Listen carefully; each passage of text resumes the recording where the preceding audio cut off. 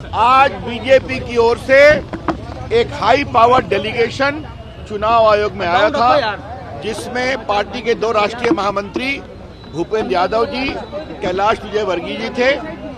बंगाल के पार्टी के हमारे वरिष्ठ नेता पूर्व केंद्रीय मंत्री मुकुल रॉय जी थे। बाकी लोग हमारे मेंबर्स थे बीजेपी के वहां के, और हमारे 3 केंद्रीय मंत्री जगत प्रकाश नड्डा जी, सीतारामन जी और मैं आया था।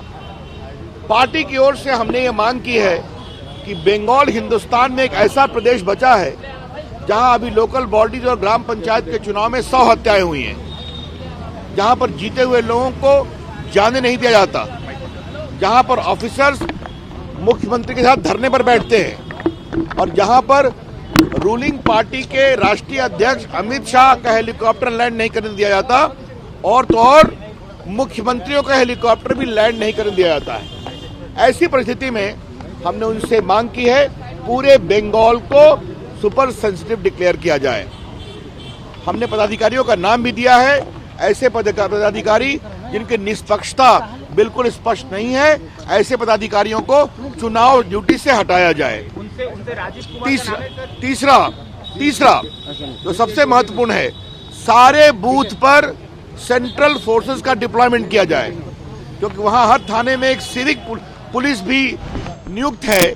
वो पुलिस के लोग एक प्रकार से तृणमूल कांग्रेस के कार्यकर्ता के रूप में काम करते हैं। तो सारा डिप्लॉयमेंट सेंट्रल ऑब्जर्वर्स की नियुक्ति में, उनकी देखरेख में किया जाए, और हर बूथ पर सेंट्रल फोर्सेस डिप्लॉय किया जाए।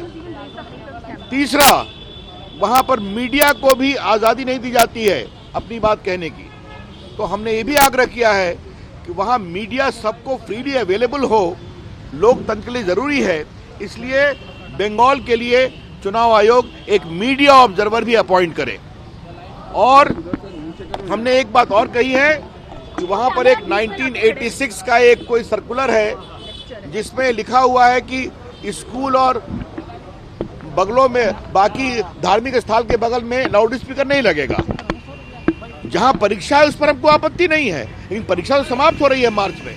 ऐसी परिस्थिति में 86 के एक पुराने सर्कुलर का हवाला देकर प्रचार करने से रोकना तृणमूल विरोधी पार्टियों को यह बहुत ही गलत है, दुर्भाग्यपूर्ण है।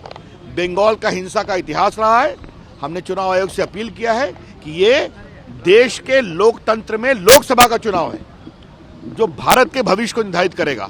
इसलिए वहां पर ईमानदार निष्पक्ष चुनाव हो, इसके लिए चुनाव आयोग पूरी कार्रवाई करे। सर, आपने जो ऑफिसर का नाम दिया, एक मिनट सुनिए तो प्लीज, अभी मैं सवाल नहीं लूंगा, शांत।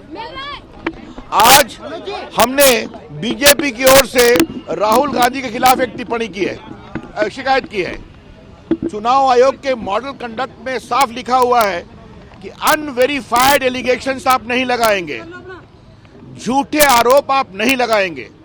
मॉडल कोड ऑफ कंडक्ट लगा हुआ है, और कल राहुल गांधी ने जिस तरह से टीवी पर बेबुनियाद, झूठे, शर्मिंदगी भरी आरोप लगाए हैं प्रधानमंत्री के खिलाफ कि किसका पैसा निकाल कर किसके पॉकेट में डाल दिया, इससे कोई शर्मनाक बात हो नहीं सकती।